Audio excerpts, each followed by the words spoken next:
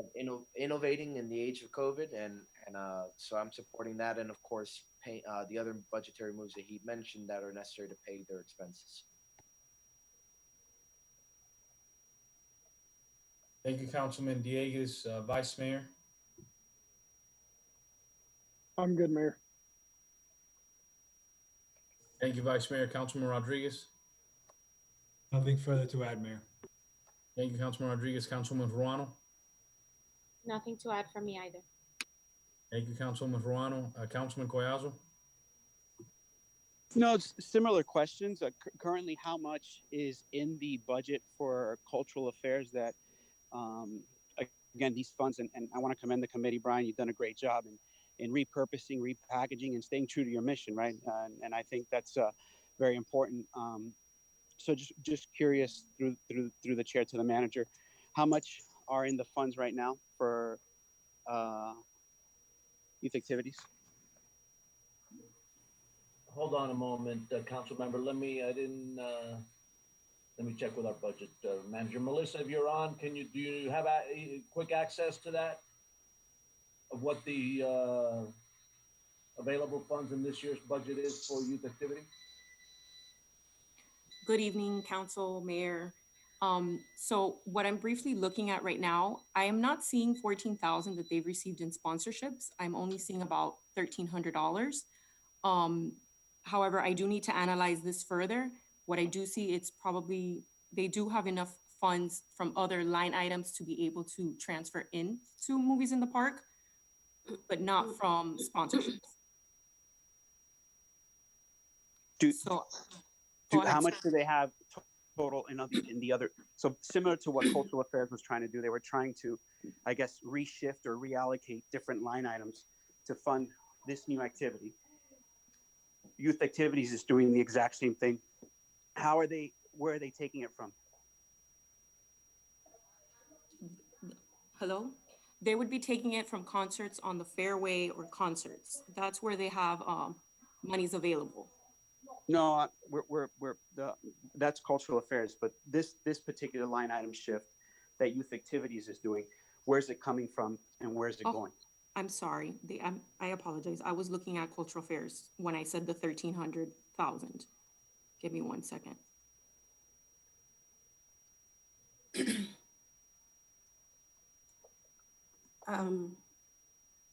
They received about $2,000 in sponsorships.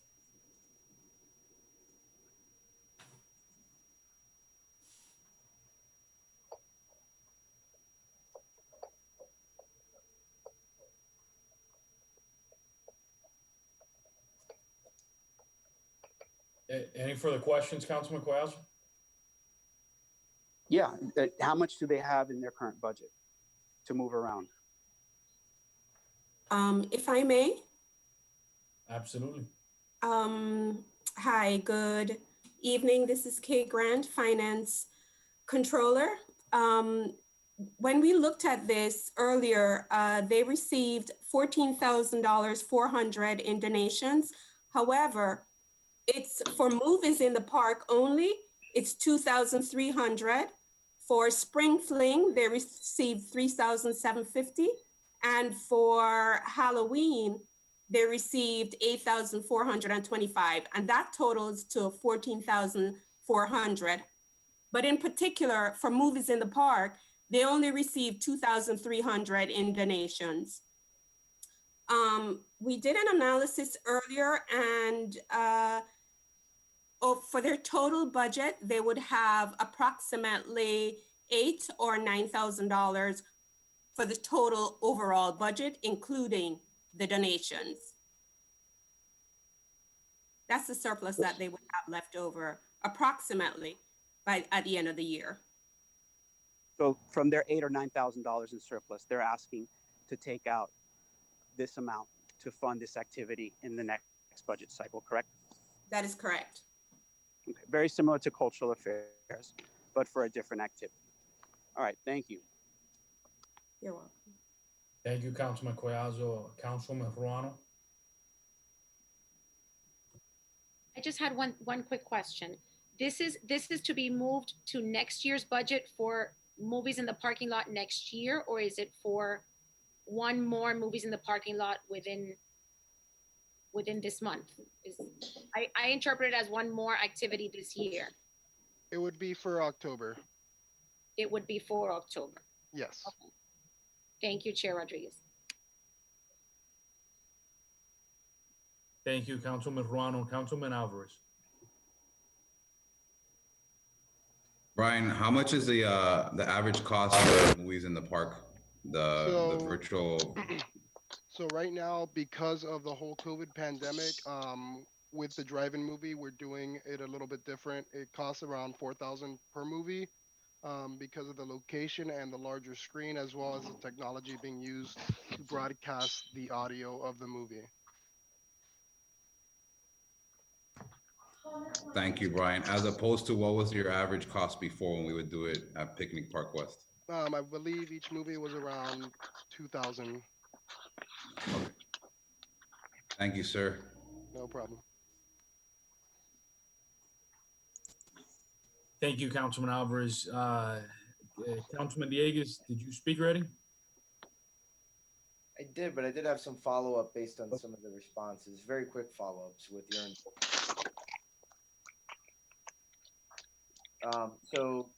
Chair Rodriguez, in answering Councilman Alvarez's questions, you point out that the movies in the parking lot is actually more expensive than movies in the park.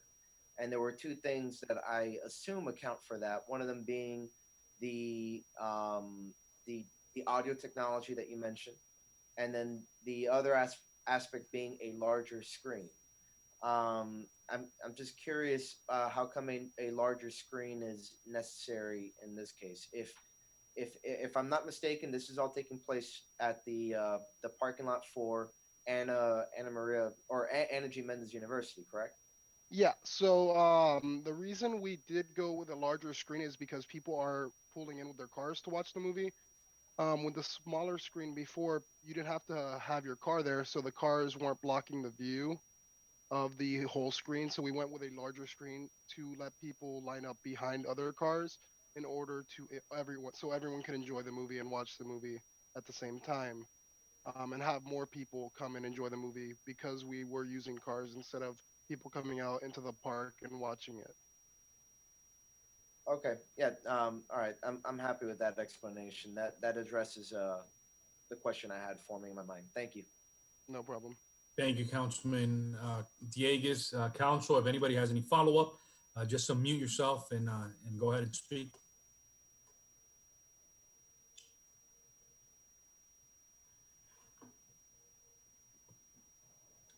Seeing no follow-up, I'm going to go ahead and close it. All those in favor? Aye. Aye. Aye. Any opposed? Seeing none, the motion passes. Thank you, Chair Rodriguez. We appreciate all your hard work. It's a really nice background you have there. Thank you. Yeah, great job. Keep up the good work, and we look forward to many, many more events. And hopefully, I know you guys have done a great job thinking outside the box, but hopefully we can get back to normal as soon as possible and start having Yeah, I appreciate that, and I think everyone. I could tell everyone right now. We have plans in place. All of our events that we usually host, we already have plans in place for COVID-friendly events with social distancing. So hopefully we have a successful fiscal year this coming fiscal year. So I could tell everyone now, thank you for all your help and support, and hopefully we can get this done and keep on going forward with our events. Thank you, Chair, to you and the committee. We're moving on to the Economic Development Committee. Is Chair Blanco with us still? Hello, good evening. Hello. Good evening, sir. Hi, good evening. Council, Mayor, thank you for your time this evening. Really appreciate all the work that you have all done in keeping all the work that you have done and are continuing to do to figure out how to budget properly and be fiscally conservative, take care of our taxpayer dollars. As a taxpayer, I'm glad to see you guys doing that. You know, as you all know, when the pandemic hit, we had requested emergency spending monies for the EDC because our monies had already been allocated and spent, and we wanted to do some outreach, some education, and some marketing. And you all had reached out to us and asked us as the EDC to, basically said, no, let's figure out a better way. And so the EDC is different in that we do some events, but our focus isn't really around events. It's really about supporting businesses and helping those businesses succeed and attracting new businesses to our town. By doing that, we really help to bring revenue to the top line of the budget. So it's important, I think, to consider that the EDC's budget is in some part an expense, yes, but it's an expense that is an investment into getting more businesses here and supporting the businesses that are here. And especially during this time of COVID, it's really important that we be mindful of that. I had reached out, our budget, half of our budget, $10,000 of our budget goes to the Miami Lakes Chamber of Commerce. 3,000 of that is membership. 7,000 of that goes to an expo. In that exercise of figuring out how do we spend money better and have a conversation, we had asked the chamber to come on to a meeting. We did a sunshine meeting, and in that sunshine meeting, we had some discussions about how the money was being spent, where the money was going to be going, et cetera. And ultimately, it doesn't look like at least $7,000 of that monies are clearly not going to be used for an expo this year. So what we're asking is that money be, not spent on the expo with the Miami Lakes Chamber, rather leaving those funds in the EDC's hands so that we can do more of the things we've done. Similar to the event that we did, I don't know how much of you have followed, but we did 5 educational series events that was sponsored actually 100% by Bank United. We did a series every 2 weeks. We came out with a new topic. It's been received a lot of reviews and views and supported a lot of businesses, and we got a lot of good compliments. And Bank United is there to support us with some additional funds, possibly to do that. And we see the potential for doing more of that. But the point I want to drive is that, if we're able to, I wanted to make sure you all had an opportunity to understand the thought process and have dialogue around this before it goes to a final decision. So to sum it up, $3,000 of our budget would normally go from our budget to pay for membership for the Miami Lakes Chamber. Miami Lakes Chamber has been around Miami Lakes for a long time, and we believe that the town should support that group. We believe that it should go from our budget to the membership budget on your regular budget. You pay for memberships for other organizations. I think similarly that could be handled through your current budget. If you so believe that you should continue to support the chamber, we believe that it should be done that way so that we can use those funds to do more outreach, more education, and creative events that I'm not seeing the chamber do right now. $7,000 that was going to the expo is clearly not going to be used in an expo. It's probably not the highest and best use of our taxpayer dollars. That's monies that we can put towards putting together education, teaching about the value and importance of shopping local, doing small promotional videos about Miami Lakes and the value, and targeting special types of businesses that we want to attract, such as the medical industry, certain shopping styles that we want. There's certain businesses that people want to attract, and we want to target those businesses. So that's my request of you to consider those 2 adjustments on the budget. One is to leave the expo money for us to manage better, and move the $3,000 that was previously going to membership, take it off our line item and put it onto the general budget. So I'll close with that. Thank you. Thank you, Chairman. Council, are there any motions on the floor?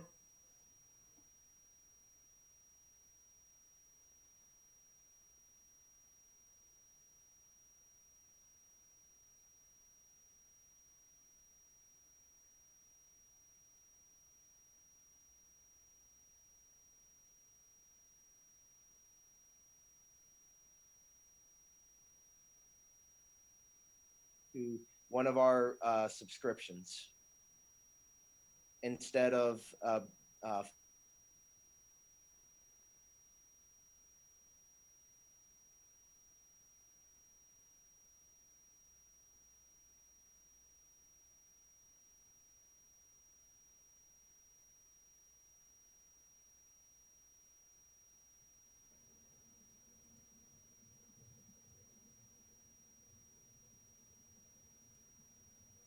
Hey, is it just me or is everybody freezing up? I think I'm back.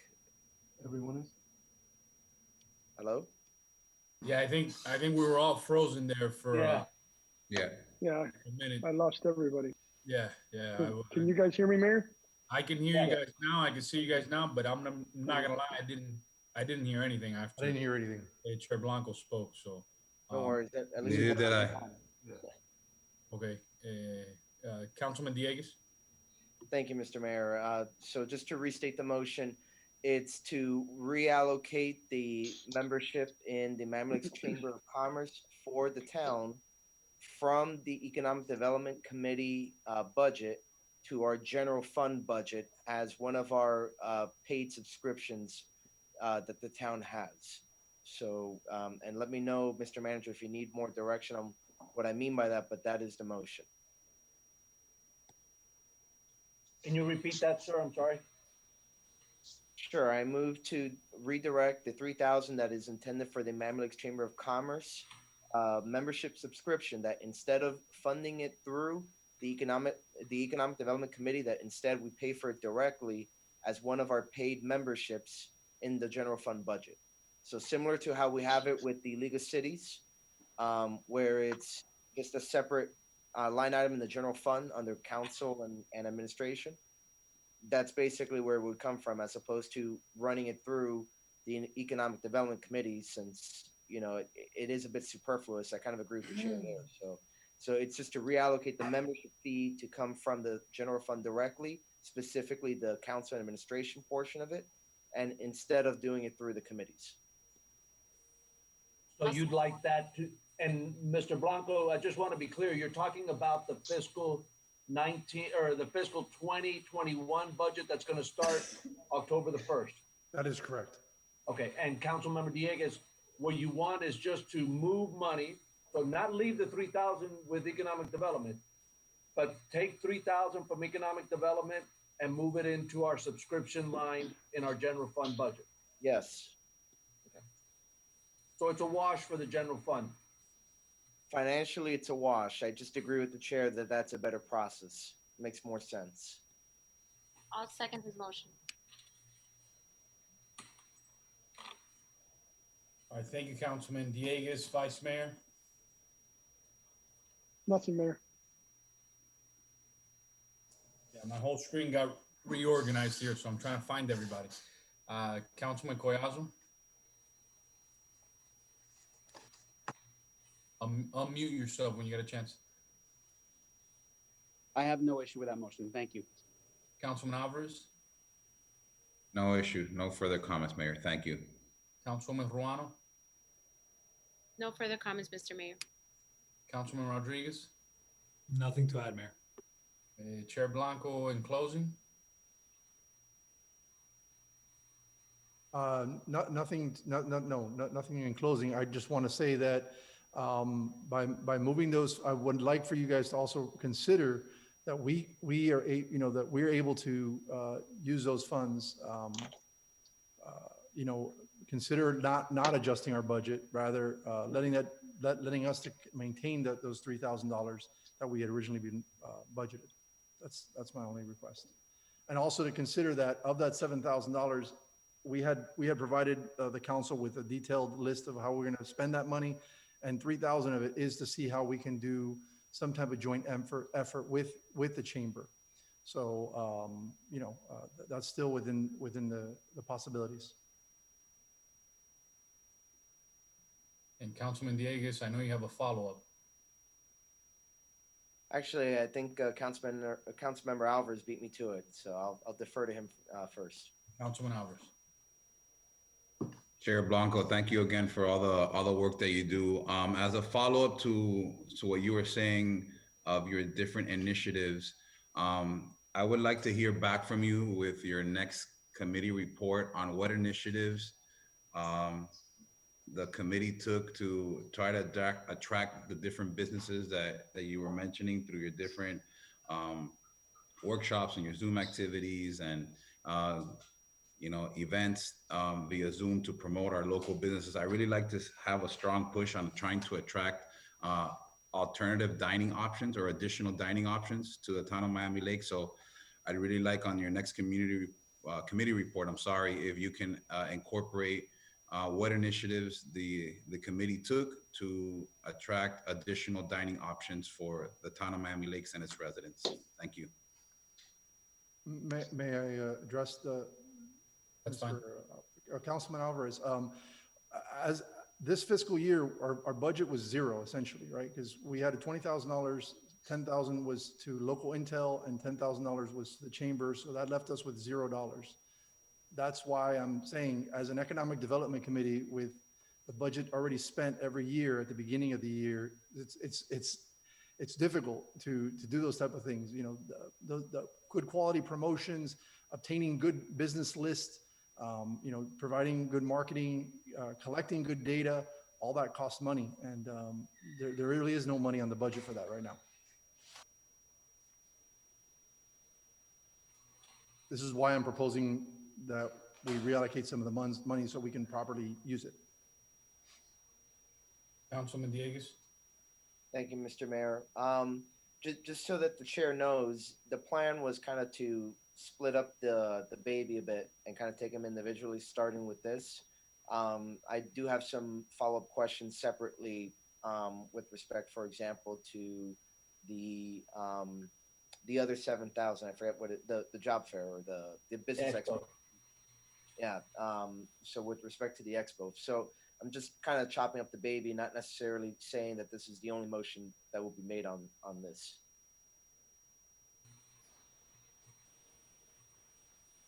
Mr. Manager. Yeah, I just want to be clear, and I want to make sure that Mr. Blanco understands the nature of the motion, because I don't want people to be disappointed later. This doesn't mean that now you're going to have 3,000 extra dollars. I believe, and Councilmember Dieguez, correct me if I'm wrong, what all he's doing is taking $3,000 out of your budget and putting it into our general fund administrative budget, so that we can pay the subscription directly instead of it coming via the Economic Development Committee. That's correct, but and yeah, I think he understands it, and I Okay. think it just clarified that there will be other motions, just kind of taking them up one at a time for clarity. Thank you, Councilman Dieguez. And that, if there's no other discussion on this motion, council, we're going to be taking a vote. All those in favor? Aye. Aye. Aye.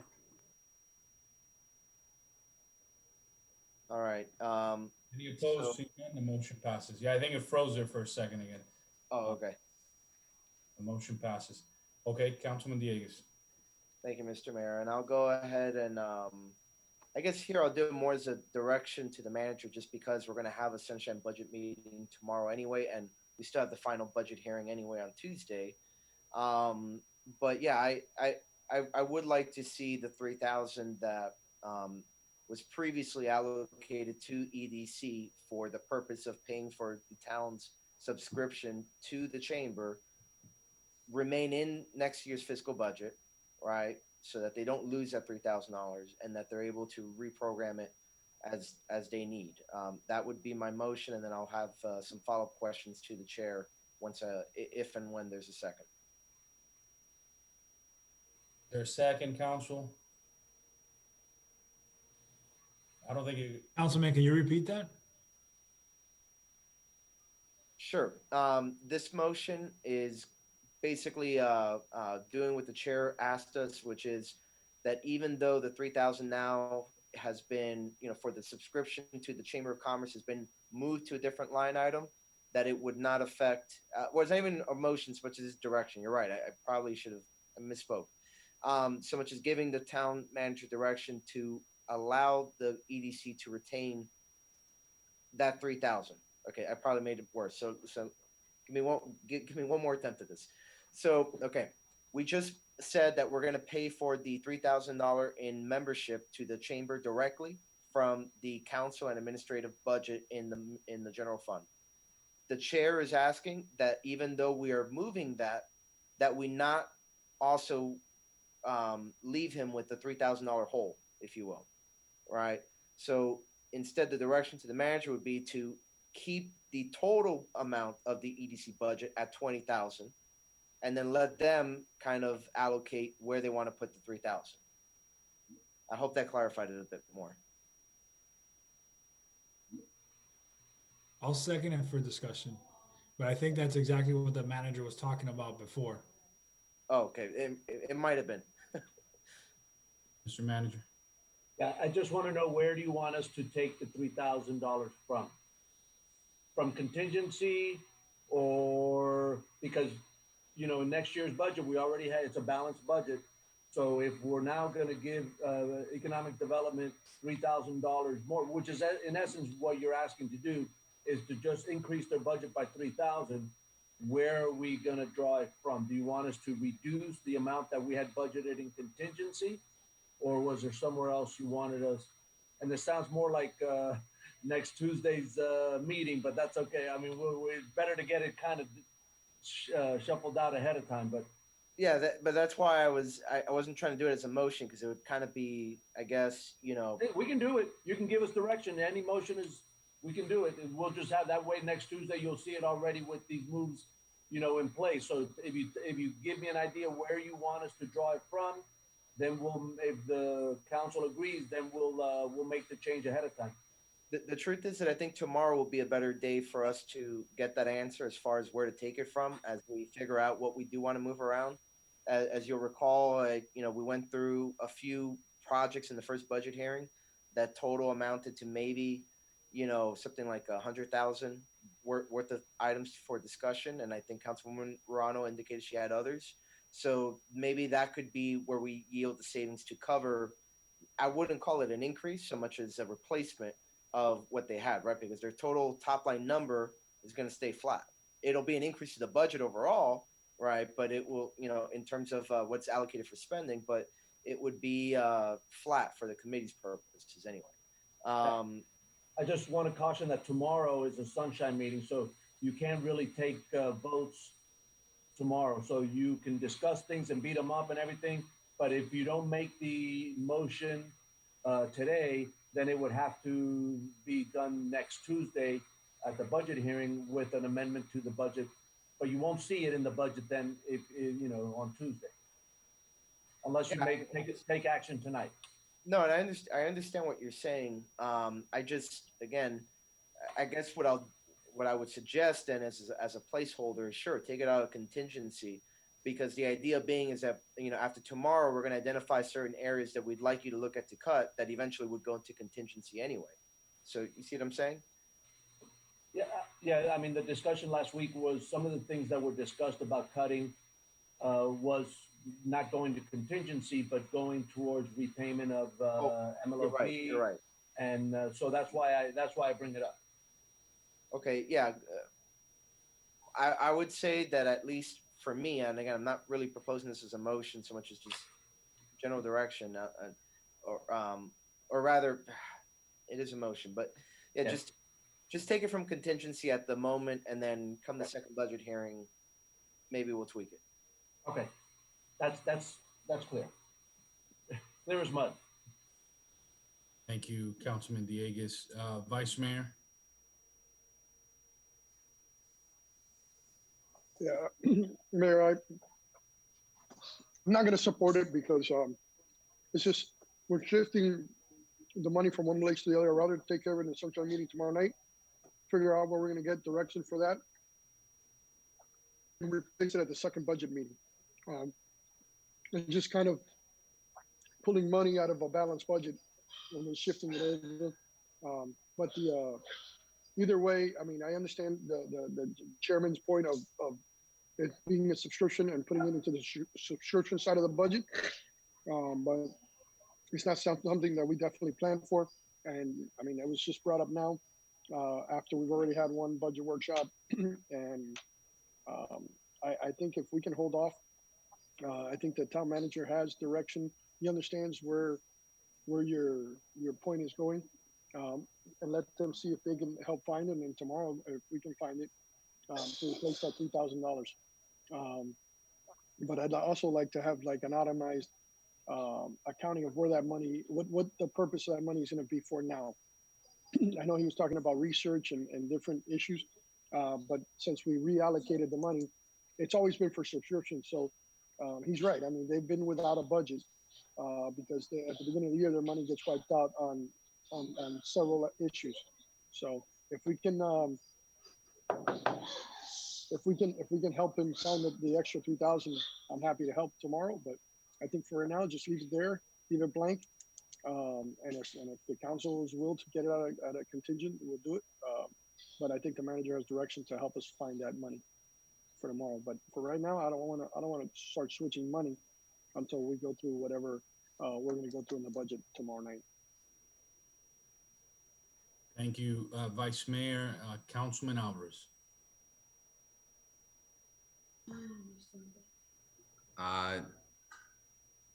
No further questions now, Mayor.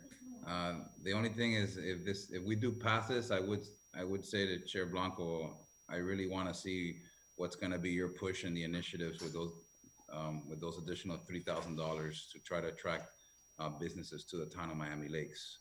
So I anticipate that if this does pass, that you'd be able to provide a robust report of what this initiative would entail and what would kind of look like, again, bring local businesses here to Miami Lakes, especially dining options. Thank you, Councilman Alvarez. Councilman Collazo.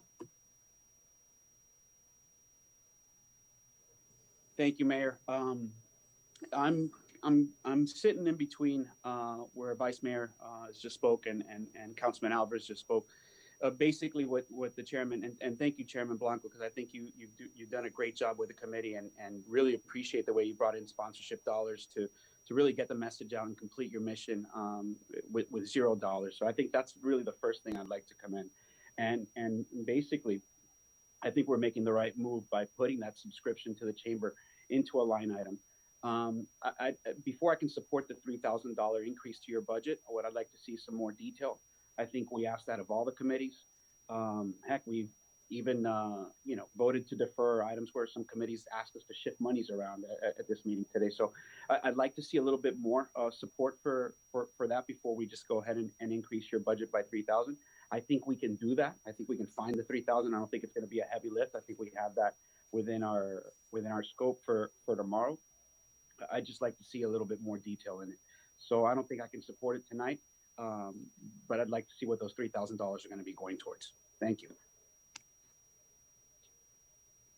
Thank you, Councilman Collazo. Councilwoman Ferrano. Thank you, Mr. Mayor. I'm sorry. Chair Blanco, I agree with some of my colleagues' sentiments. I'm not prepared to support an increase to any budget right now. I think that my mindset this year is more in terms of cutting expenditures and not so much increasing budget line items. However, we can have the conversation tomorrow at our sunshine meeting, and perhaps there may be an area where we can find funding for this $3,000 and also for the cultural affairs request. I think that we can look into that tomorrow. But right now, at this moment, I'm not prepared to support the item. Thank you. Thank you, Councilwoman Ferrano. Councilman Rodriguez. Thank you, Mayor. I also won't be supporting the increase. I'd like the chairman to come with, you had mentioned the $7,000 that you believe that you guys could repurpose that money and you put it to better use, given that the chances are that the expo is not going to be taking place. I'd like to see if you can come up with a proposal. So I guess it would be part of the $3,000 proposal, but how would you repurpose that money if you were allowed to use it for something other than the Chamber Expo? So I agree. I think this is something that's better to be discussed tomorrow at the Sunshine meeting. So once we have an idea of what we've been able to cut from the budget to find that savings. I've had a chance to speak. The one reason I'm gonna support this, even though it doesn't look like there are the votes for it, for transparency purposes. One of the things I really think it's important for us to do for the people is to give people an opportunity to digest any changes that we make to the budget between now and Tuesday. One thing I probably won't vote for. I mean, I don't want our residents to get surprised next Tuesday and see a bunch of amendments and things to the budget they haven't had an opportunity to look at. For example, if we're not able to find a private sponsor, I am going to support the item. on the Cultural Affairs Committee, because I think it's a good thing, right? So that's going to be on the agenda next Tuesday. And I think a lot of these things, if a council member wants to do them, and I'm sure we'll discuss it tomorrow, but I would like to see more of these ideas put out there, so at least our residents have a week to analyze any budget changes between now and the second hearing, just for transparency purposes. I'm a big believer that I think the people deserve that. So the same thing, how we're doing, how we're putting that item as a manager's report for next Tuesday on the agenda for the Cultural Affairs Committee. I think this is another one that I think it could be a good discussion. Like the Vice Mayor said, I'm sure we can find the dollars for it, and I'll support Councilman Diegues's motion, specifically from the budgetary transparency portion that I think and I'm sure tomorrow we'll discuss it, but I think our residents deserve that period that they can see what we're going to be voting on and proposing going forward into a budget cycle, instead of being not having that opportunity to speak about it beforehand. So I'll vote for it with that purpose. Councilman Diegues, in closing. I think my colleague Councilman Rodriguez had his hand up, so I think he wanted to make some final remarks before I do. Thank you, Councilman. Mayor, I think it's a good point. I would make a motion to bring this $3,000 item up as part of the manager's report as well, just like we did with the cultural affairs. I think you're right. I think it's something that we should give the residents a chance to look at it. And then depending on what we discuss tomorrow, we can have more information to make a decision next Tuesday. So I'll move to have this added as a manager's report. I'll second it. There's a motion, a second. I know it's an amendment to the main motion. I think it's like, I think we'll call it a strike all amendment or something. But Yes. Councilman Diegues, if you want to chime in, because it's your main motion being amended. I appreciate it. I do consider this a friendly amendment. I think this might explain why I had some difficulty kind of describing a course of action, because obviously we're going to have a sunshine meeting tomorrow, and then we still have the second budget hearing anyway on Tuesday. I did think it was worth going ahead and making a motion, though, nevertheless, just to kind of, because we know that, of course, the Economic Development Committee should be supporting activities that develop our economy. And as the chair pointed out, that's just not happening right now, the way the budget, their budget is structured. I agree with Councilman Rodriguez that he's indicated that there is something that could be done with the Business Expo. And just before I close, I just wanted to ask the chair really briefly, have you already had conversations with the chamber as far as what their plans are for the Business Expo? No, Councilman Diegues. We had initial conversations at the Sunshine meeting, and then following that, had some attempts to engage the conversation about what that might look like, but really didn't take off any further than that. We did, though, as a committee, did meet and had a special meeting just to discuss this rebudgeting this money. And we had, through Melissa, through our, and also through Mr. Sanchez, sent to that through the council. And I can go over some of the ideas that we had of that $10,000. And one other thing I'd like to add is that, the membership fee that we are paying to the chamber, one of the considerations could be to relook at that, right? The highest level membership at the chamber is $1,500. The town pays double that. They get a couple extra perks, but given what's happening with the lack of meetings and the reshaping of the chamber, with the reshaping of chambers as a whole as a result of COVID, I don't know that that's the best use of taxpayer dollars as well. So just a couple points there. No, I appreciate it. But what I would say as I close is just please try and make another effort to reach out to them, because I'd love to kind of get an idea of where they stand on the Business Expo. Is it happening? Is it not? If it does happen, what does that look like? Is it going to be at a cheaper cost as a result that then would free up some of your budget this year to engage in some of the things that you talked about, right? And then hopefully the following year, when things are improving both in the private economy and the public sector, then perhaps we can look at something more comprehensive. But at least just please do me that favor and try and reach out to them one more time between now and next Tuesday. And with that, I'm in full support of the amendment.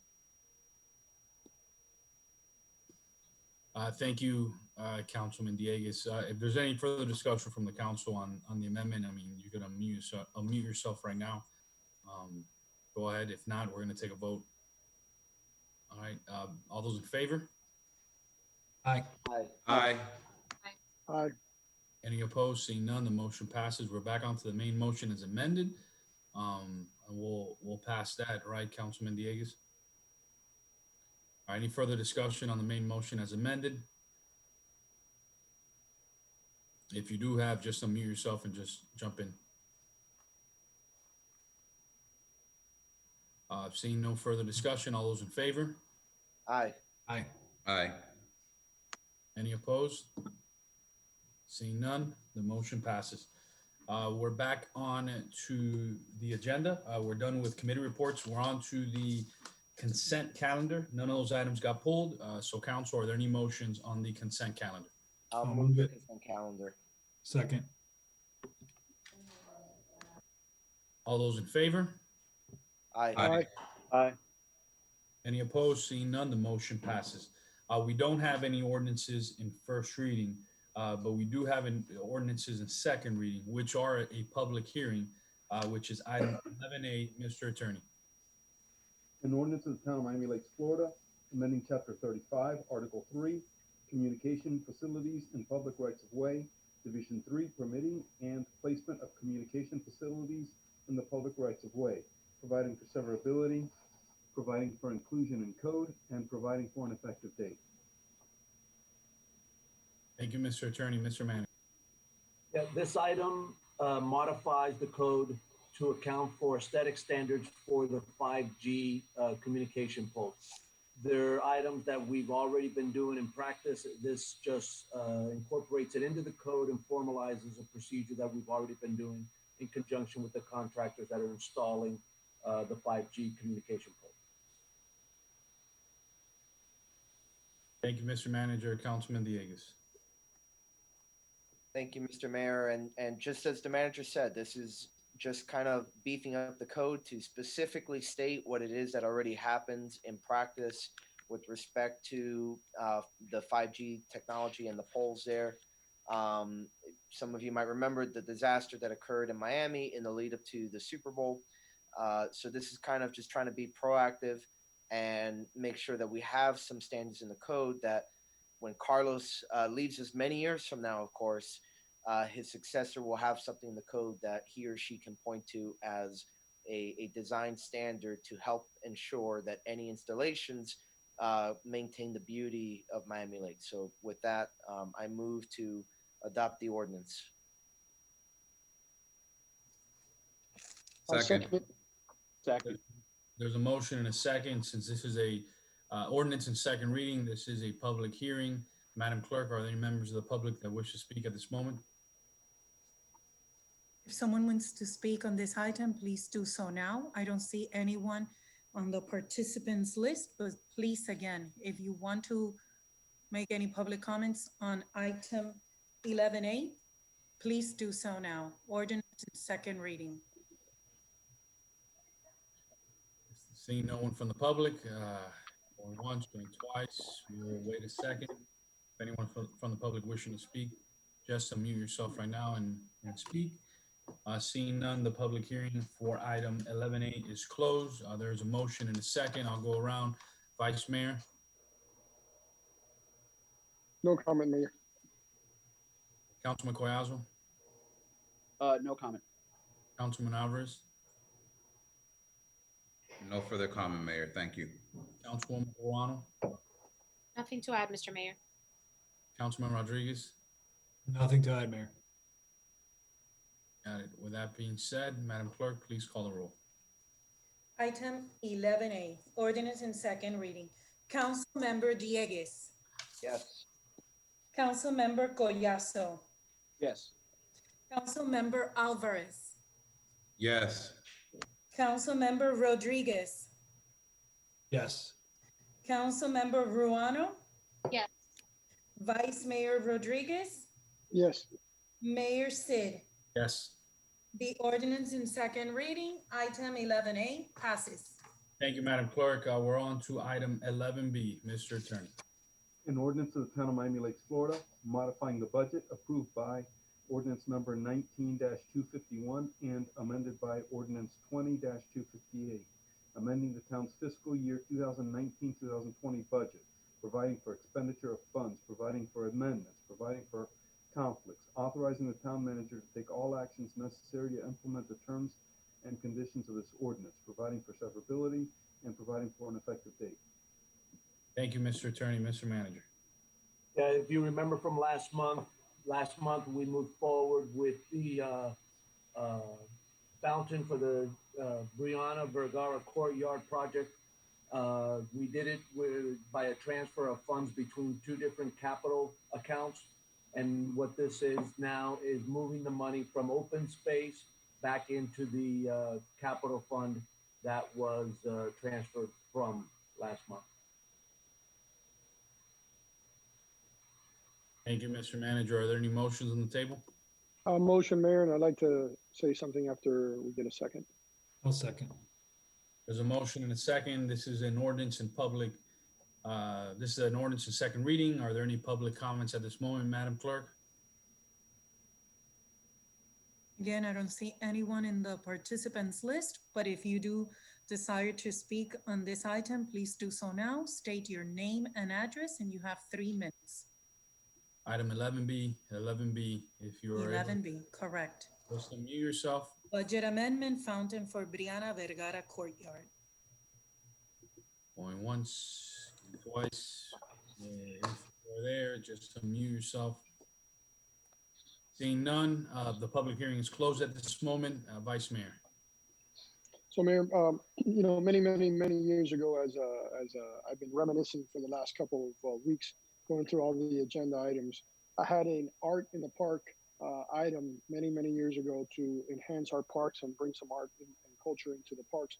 And this does a twofold item for Royal Oaks Park. Number one, the fountain is a remembrance of what the dream that Brianna Vergara's parents had discussed with me when we talked to them about naming the that unused part of the park after their daughter.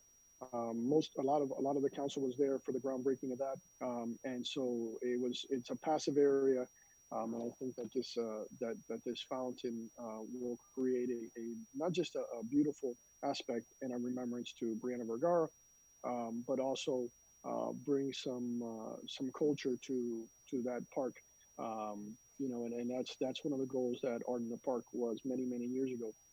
It never got off the ground because it cost funding, but it's something that can be looked by future councils of continuing to do that and getting artists to donate art into our parks at no cost to them and very little cost to us, whatever we do. So that's what I wanted to say about the fountain. And I truly appreciate the cooperation of the town staff and bringing this dream come true for the Brianna Vergara Foundation and for the family of this little girl that passed away. Thank you, Vice Mayor. Councilman Villegas. Thank you, Mr. Mayor. I don't have anything else to add. I'm going to be supporting the item. Thank you, Councilman Villegas. Councilwoman Ruano. Thank you, Mr. Mayor. I'm in full support of this, and I believe that this park is a beautiful addition to the community. Thank you. Thank you, Councilwoman Ruano. Councilman Alvarez.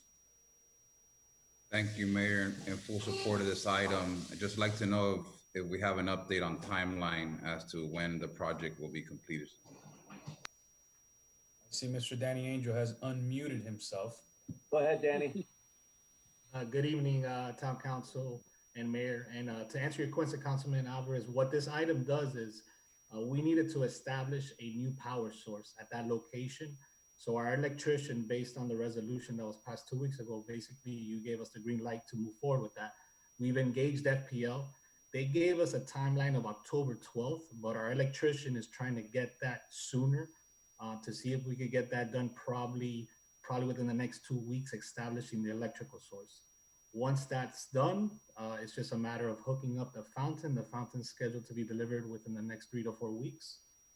So right now, I would probably give it another 30 to 45 days. Thank you, Danny. Thank you, Mr. Angel. Thank you, Councilman Alvarez. Councilman Collazo. Thank you, Mr. Mayor. I'm completely supporting the item. Just wanted to ask a question, I guess, through the chair of the manager. The fountain is a key feature because it was part of I think one of the elements, a sensory park, correct? Is that where this fountain is going? The fountain is going in the southwest corner of Royal Oaks Park, that courtyard that it was the Brianna Vergara courtyard in the southwest corner of Royal Oaks Park. I just remember the fountain or the water feature or something that we discussed when we were talking about inclusiveness, having a sensory element to it, or this park having a sensory element to it. So I always thought that's why it was so pivotal, right, to having it installed at the park. But yeah, I completely support it. I was just trying to jog my memory on that issue. You're absolutely right, Councilman Collazo. That it was part of the sensory. There was supposed to be some plants with smell, and then the water, and it was to help children with different disabilities be able to use all their senses that they have to enjoy that park. Right, and that was really the I guess the cornerstone feature, right? That water element that gave it something auditory as well. So yeah, thank you, Vice Mayor. Thank you, Councilman Collazo. Councilman Rodriguez. No, nothing further to add, Mayor. I'll be supporting the item. Thank you. Yeah, the impact that the Vergara family has had in our community is unbelievable. I mean, you go to our parks and you're reminded of Brianna every time you go to any one of our parks, because you see the AEDs on the wall, and those were donated by the foundation. You saw all the work that the foundation did during COVID to help our seniors and help people. So they are an amazing, powerful, very strong family. So yeah, this is an incredible way to honor an incredible family, an incredible girl who's left in a huge mark on our community, and it's saved hundreds of people's lives already from getting checked, right, doing their EKGs. And so yeah, I'm 100% in support. And I think we're ready to vote unless the Vice Mayor has any other words that he wants to say. That's it, Mayor. Thank you. Thank you, Vice Mayor, and thank you for making sure that this was pushed forward. Seeing no further remarks, Madam Clerk, you already got a motion and a second, correct? Correct. Please call the roll. Councilmember Rodriguez. Yes. Councilmember Alvarez. Yes. Councilmember Collazo. Yes. Councilmember Dieguez. Yes. Councilmember Ruano. Yes. Vice Mayor Rodriguez. Yes. Mayor Sid. Yes. Ordinance in second reading, item 11B passes. Thank you, Madam Clerk. We're moving on to resolutions. Item 12A, Local Mitigation Strategy Plan. Mr. Attorney.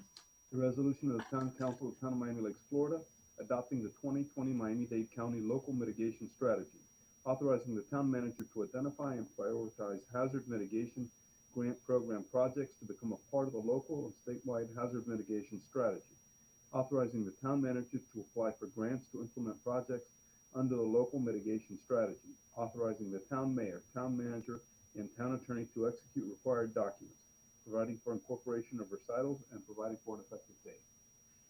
Thank you, Mr. Attorney. Mr. Manager. And what this is formally adopting the Miami-Dade County Local Mitigation Strategy Plan. It's a plan that we already have adopted in the past, but it has to be re-adopted every 5 years. So it was adopted for the last time in 2015, and now in 2020, we have to re-adopt it. And by participating in this plan, it allows us to be able to apply for grant funds that are mitigating grant funds for stormwater, drainage, traffic signal, emergency power, larger capacity generator at Roberto Alonso we applied for, a utility undergrounding, those kind of projects are the ones that we can apply for this grant or through grants, but we have to be a participant in this plan. Thank you, Mr. Manager. Council, are there any motions on the table before we get into discussion? Motion. Second. There's a motion and a second. Councilman Diegues. No comments. Vice We'll be Mayor. voting in support. Thank you, Councilman Diegues. Vice Mayor? None. Councilman Collazo? None. Councilman Alvarez? One question, Mr. Manager, does this also put you in position to get, you mentioned traffic lights. Can you also get like pedestrian walkway signals? I know this is something that we were talking about, something that Councilmember Diegues had brought up near the Main Street area where there's a pedestrian walkway, and I know we've talked about it in Montrose as well. Is that an allowable expense to apply for under this mitigation plan as well? Well, this isn't the actual specific grant, but participating in this plan allows you to apply for different grants from different programs. But they're primarily used for natural, technological, and societal hazards from all sources, but mostly from hurricanes, tornadoes, major rainfalls, and things of that nature. Those are the kind of hazards that this participation in this plan allows you to try and mitigate. Got it. I guess Councilmember Diegues and myself will keep looking. Thank you, Councilman Alvarez. Councilwoman Ruano. Mr. Mayor, can we add the Councilman Alvarez and Davis's list of Miami Lakes Drive in front of Einstein's? That's a dangerous crossing as well, very far from a crosswalk, just like on Montrose. So add that to your list for future lists, for future reference. So that would make 3 areas that we need major crosswalks at. Thank you, Vice Mayor. Councilwoman Ruano.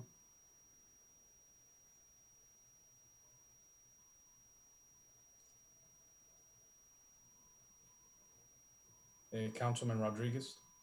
Nothing to add, Mayor. Councilwoman Ruano, are you still with us?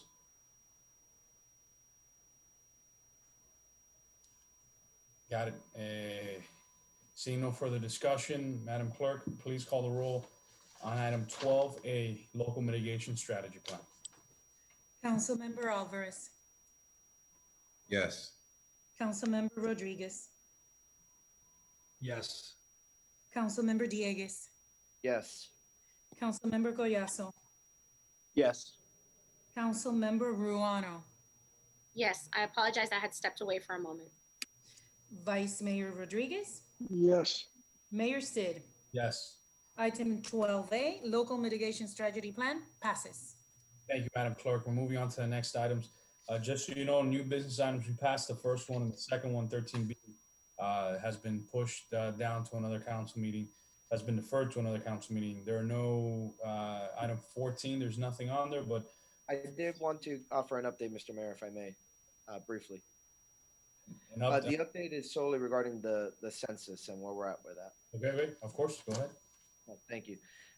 So my colleagues, you'll all probably be happy to hear that our self-response rate as of earlier this morning is at 73%. So we continue to be one of the leading municipalities in terms of getting a complete count. In fact, if you look at the total count from the census tract information map that the county maintains, most of Miami Lakes is there's basically one census tract that's 65, or rather there's no census tracts in the town that are less than 65% counted. And there's only one quadrant of the town that is in that shade. The majority of the town is actually 70% plus counted. So we're doing pretty well. As far as some of the areas that I've noticed that maybe we can increase the count, it would be this quadrant of town where town hall sits, the northeast quadrant of the town. So areas such as Celebration Point, Windmill Gate, St. Tropez, Celebrity Point, these areas where we have a lot of condominiums in particular and apartments, those are natural and ripe for account, but unfortunately that is the quadrant of town that still lags all the other areas of town. So if you know anybody on those association boards or in those communities in this part of town in particular, please encourage them to encourage their neighbors to fill out the census. If they haven't done it, make sure they have done it as well, and that they continue to spread the word. We have until, as of right now, September 30th, although there is a hearing that I believe will be taking place Thursday on a lawsuit that is challenging the decision of the administration to end the count sooner than the initially anticipated October 31st deadline. But we won't know until later on. So, but as of now, the count will be until September 30th, and you'll be happy to know that Miami Lakes is leading the way still with respect to our numbers. So I just wanted to report that. I thought everybody would really like to hear that. So. Thank you, Councilman Dieguez. Really appreciate that. Great work. You got to get that number as high as possible. So we know it means a lot of funding for the area, and that's how it works. So really appreciate that. We're moving on to manager's report. We have 15A distance learning program update. Yeah, the administration was given direction at the last meeting to come back and provide an update as to the success and the progress of the distance learning program at the Royal Oaks Park. So I have our Parks Director, Danny Angel, who's ready to provide that for you. Good evening again, Mayor and Town Council. Daniel Angel, Parks and Rec Director. To give you an update on our location at Royal Oaks Park, we currently have 23 participants. That's pretty much been consistent for the past 2 weeks, 17 of which are residents.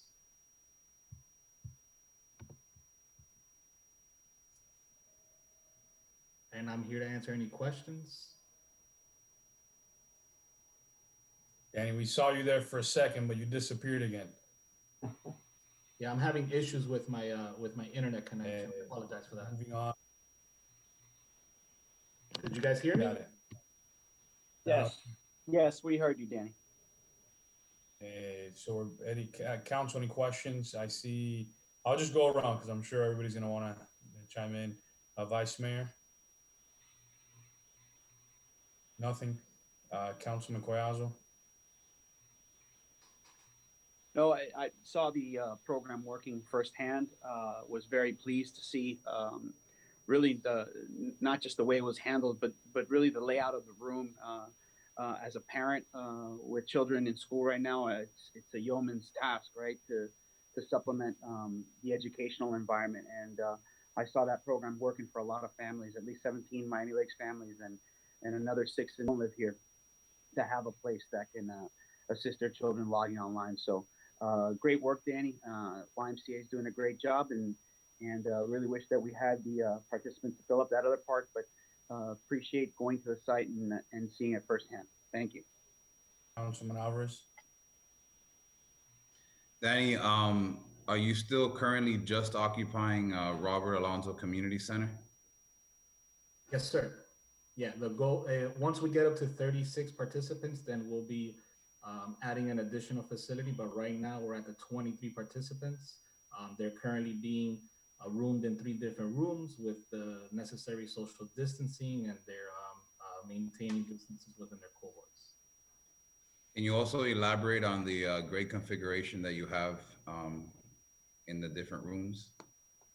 Yeah, so in partnership with the YMCA, what we have done is the first room is the younger kids, the K first grade. The second room is, second grade through 5th grade. And then the third room are the older kids. It's a K through 8th grade program.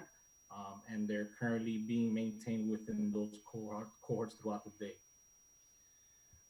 Oh, thank you, Danny. Mayor and council and Danny as well. I just want to put it out there before we make any decisions on the future of the program. Once we hear about a reopening of school, I do want to advise the council that there is a possibility that the reopening of school may be a hybrid model, where students will be participating part-time face-to-face and also still virtual. and there is the possibility that so schools can meet their CDC guidelines. So you are looking at basically the possibility of schools being split in two, and one group of students will come in on certain days, and another group of students will come another day, which means that the students that were face to face on, let's say, on a Monday and Tuesday, on Wednesday and Thursday, they'll go virtual or remote live instruction, whatever they may call it, which means that there might be an opportunity where parents may want to participate in this program on a part-time basis, the days that they are still participating on remote live instruction. So let's await what the next steps are from the school district. Have to pivot and maybe make it like a part-time program on certain allotted days for families to take advantage of. We can have that discussion in the future. Thank you, Councilman Alvarez. Councilwoman Ferrano.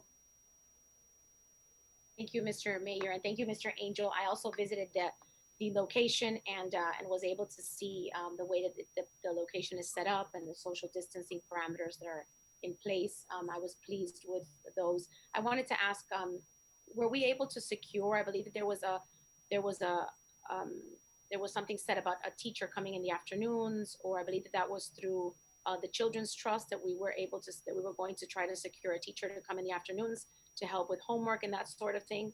Did that ever come to fruition? Yes. Okay, and could you walk me through how that works? How many teachers there are and what times they are there? So currently they have one teacher who shows up after 2:30 p.m. to assist any students with any homework or any questions they have on their daily activities. Okay, and she can assist with all grade levels? Correct. Okay, perfect. So I had a resident ask me about that and I wasn't sure if we were offering that. Thank you so much, Mr. Angel. No problem. Councilman Rodriguez. Nothing to add, Mayor. Councilman Dieguez. Nothing to add either.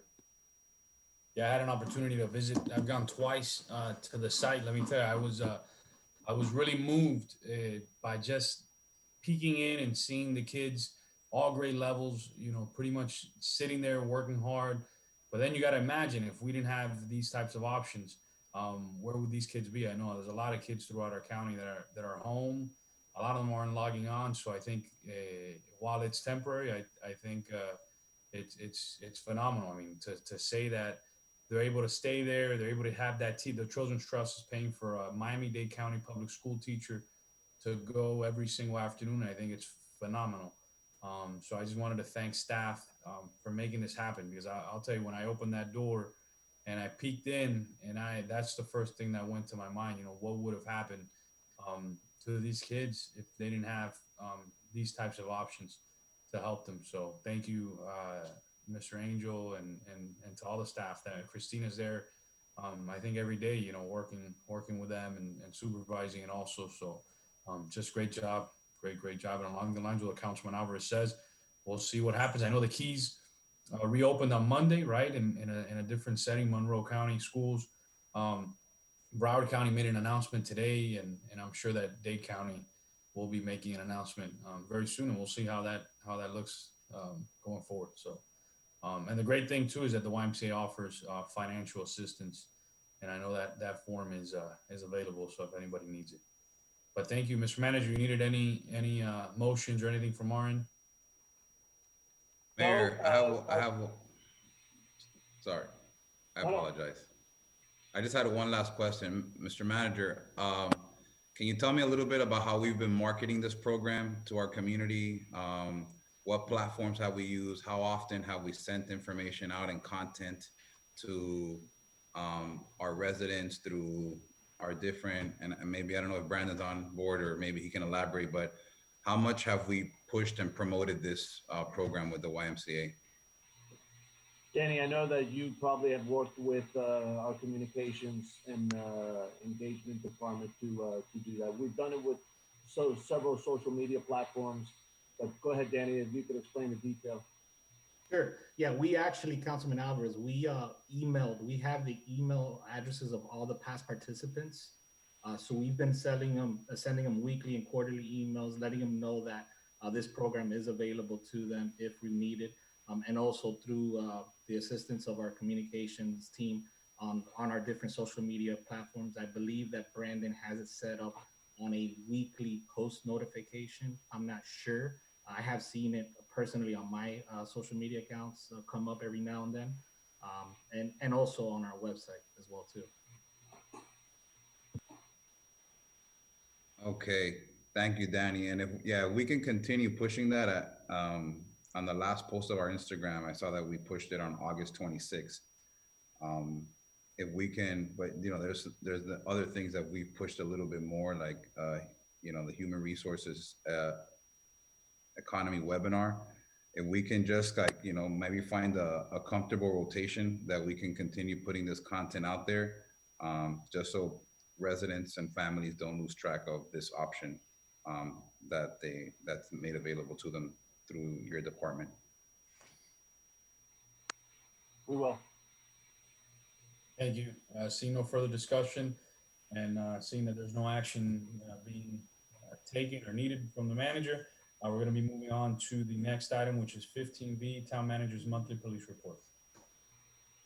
Major Luis is here to provide that update. Good evening, Javi Ruiz, your town commander. In terms of the police report, there's not much to add to what you have in the agenda. We continue to be down in overall crime for the year, down a total of 66 crimes for the year, so we're doing well there. In terms of details, we continue to assist in the food distribution and the traffic on a weekly basis, and make sure that the traffic is flowing as smoothly as possible during the distribution. The LPRs have been installed in 4 guard gates of Royal Oaks, so our officers, I believe they've been functioning since September 3rd, and our officers are now monitoring the software for any alerts from those LPRs. And the only other thing is, in terms of personnel, we did have one officer who was hospitalized due to COVID, who this past weekend is back with his family and out of the hospital. So that's good news on that end. And with that, as usual, I'll turn it over for any questions or comments. Thank you, Major, for the update, specifically on our officer who who's battling COVID. I think that is great news. We're all friends with him. I know known him for many years, and the amount of years that he's worked with the children in our community. I mean, he's literally probably one of the best known officers in the town's history, to be honest with you. I mean, the amount of people that know him just around our community every single day. So I'm really happy. And I know everybody in our community is really happy that he's feeling a lot better. So thank you for that update, Major. The other question was on the LPRs at Royal Oaks. Have there been any alerts? Have there been any issues in Royal Oaks? Any crime? I mean, what are the stats looking like? Crime's down all around. And since we put them up, it's been less than a month, to be honest, in Royal Oaks. So we haven't gotten any alerts there or anything of that effect. And overall, year to date, crime's been down in Royal Oaks as well. And honestly, we don't want any alerts. We don't want stolen cars and people driving through the area and committing mayhem. So, you know, so far, no news is good news in that respect. But we're keeping track of what stats we get in each location in terms of LPR, and will be now that we have more LPRs. In terms of LPRs, you know, for the whole time that we've had them, we've had about 12 stolen vehicle recoveries, 6 arrests for stolen vehicles, tags recovered. We've had 3 warrant arrests.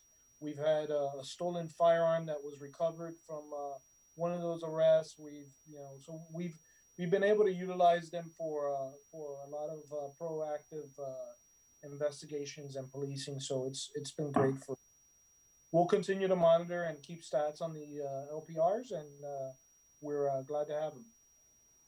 Thank you, Major. And I'll pass it around, Vice Mayor. No, I appreciate everything the police has done, and it's good to hear about Juan. He's one of our like a local hero. That's important. I know last night there was an incident. Thank you for texting us that I wasn't in Miami Lakes, and I know there's been some porch pirates going on that have been advertised as Miami Lakes that are not Miami Lakes incidents. So we appreciate when you guys keep us up to date on that, and continue the good work that your agency is doing. We truly appreciate all the officers that are out there, and especially with the Feeding South Florida and all the issues that we've had with directing traffic as people come in to get the food. Your officers have been amazing out there, helping that situation. So truly appreciative. Thank you. Thank you, sir. Thank you, Vice Mayor. Councilman Collazo. No, thank you, Major. I have nothing else to add other than sending our regards to that officer, and I know the entire community was cheering for him. And again, thank you so much for your help on the traffic mitigation, and looking forward to seeing how we can continue and readjust once schools open. I know that's going to be something that's going to be a challenge. So looking forward to working with you on that as well. So thank you, Major. Thank you, Raul. Councilman Alvarez. Thank you, Mayor. Major Reese, just wanted to bring to your attention. I know it's been on your radar. I don't think it's a big issue, but you always said for us to share stuff with you. It seems that on the west end of Miami Lakes, down Commerce Parkway, and a lot of commercial areas there, overlooking the lake that you oversee the firework display from. At night, there seem to be a lot of vehicles that are congregating there. I can't speak on as to if there's poor choices being made or not, but I know, these vehicles, they leave their lights on for a long time, and they congregate again in the back of those warehouse commercial areas right overlooking the lake on Commerce. And I've also heard multiple times speeding vehicles, like almost if they're racing. I don't know. I don't want to say that's happening on Commerce, but it darn sounds really close to where we're at. So I just wanted to bring that to your attention about the activity on Commerce, just to put it on your radar, and it's something that you can, brief your officers that are patrolling this area. Sounds good. I appreciate it. Yeah, with Commerce, knowing that there are vehicles parking in those areas at night, I can direct my officers from our high visibility patrol in the area and just to check and see what's going on. A lot of times it's kids that, high school kids that are just hanging out and trying to get out of the house, and so we'll deal with it appropriately. But thank you for letting me know. Thank you, Mayor, for your leadership. Thank you, Councilman Alvarez. Councilwoman Ruano. Thank you, Mr. Mayor. I wanted first and foremost to congratulate Juan for a very, very, very good recovery, and to send him my love via this meeting. We all miss him and wish him nothing but the best, and hope to see him back very, very soon. Major, I've had some complaints regarding the speeding on 87th Avenue. Mm-hmm. I received complaints from residents both north of 154 and south of 154. So I don't think that it's just limited to that area, where the Royal Oaks Park is and where Satori is. It also goes down, I guess, sort of over the bridge. Can you walk me through? I know that you've placed officers there because I've seen them, but I kind of wanted to share with the community what it is that you're doing with respect to that. Sure. So a couple of initiatives, obviously, is during the 3 shifts, we'll say days, afternoons, and mids, we've been having officers station themselves along 87th Avenue corridor and conduct radar enforcement and traffic enforcement, and basically pull people over, and also be highly visible there in that area. We are aware of the amount of speeding complaints that we've received. When we observe what's going on there, It's really sporadic in nature. It's not like it's 100 cars going through in 1 hour, and we're able to catch them all. It's every now and then there's a car that goes fast through the area, and we of course pull them over. We've stepped up enforcement specifically during the nighttime as well, where we got a lot of our complaints, because what people do is they hear the cars driving through, and many times it's cars with loud mufflers and loud engines, and motorcycles that drive through that sound that they're very, that they're speeding, but they're not necessarily speeding. Um, Most, I would say the overwhelming amount of vehicles that we observe are traveling the speed limit over 80%.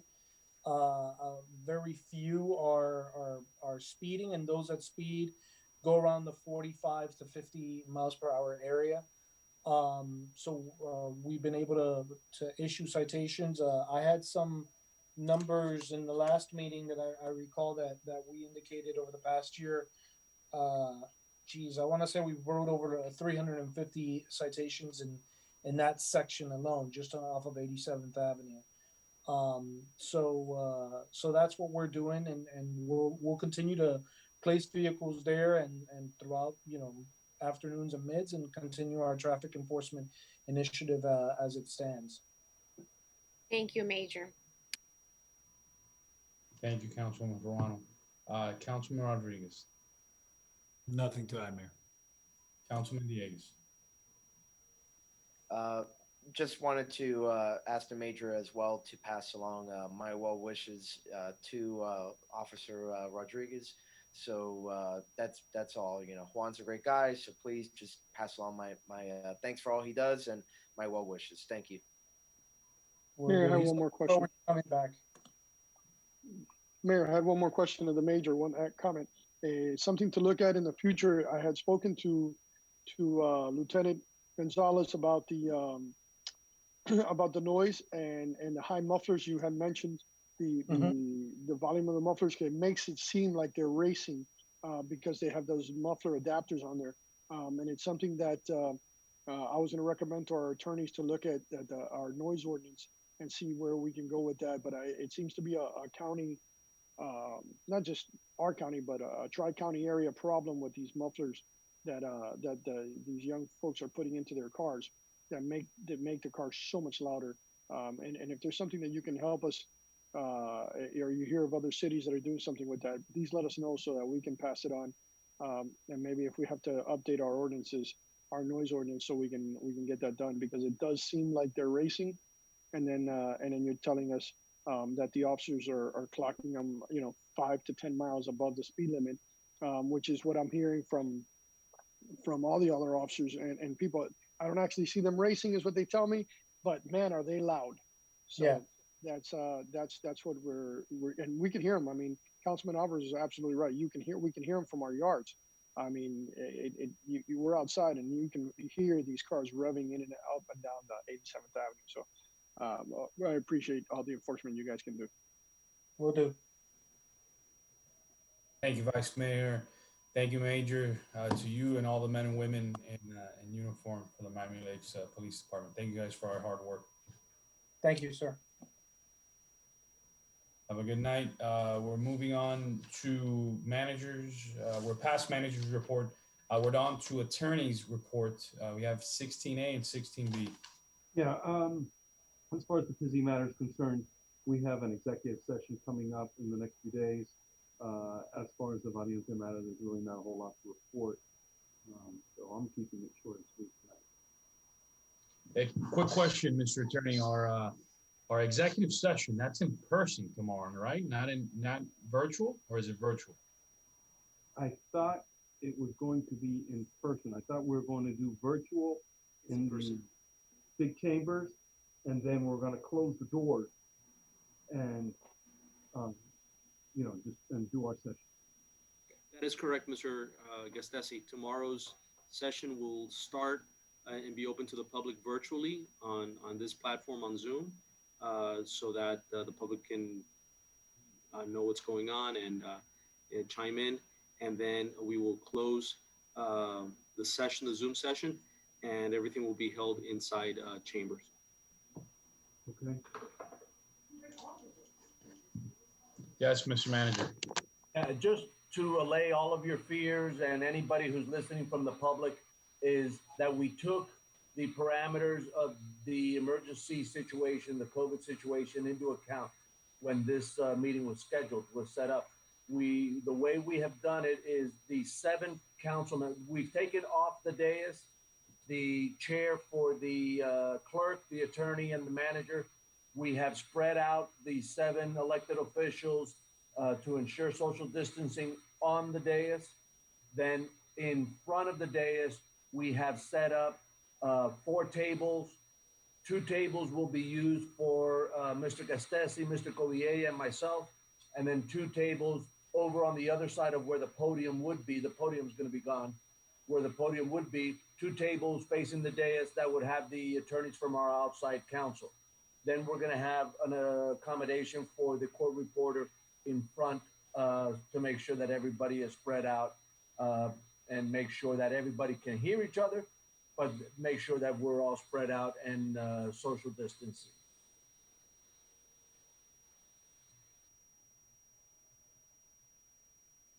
All right, I have nothing further to say. Got it. Thank you, Mr. Attorney. Seeing no further action, I know we'll be back at Town Hall tomorrow at 8:30, and I think our sunshine meeting starts at, is it 7 or 7:30, Madam Clerk? 6:30. 6:30 tomorrow. All Let me right. double check. Yes, give me 1 second. So I said 6:30 out of memory. I like to confirm. Yes, tomorrow, Wednesday, sunshine meeting on budget, 6:30 p.m. Got it. Thank you, guys. Have a good night. Be safe. God bless. We'll see you tomorrow. This meeting's adjourned. Night. Good night. Good night. Thank Good you. night.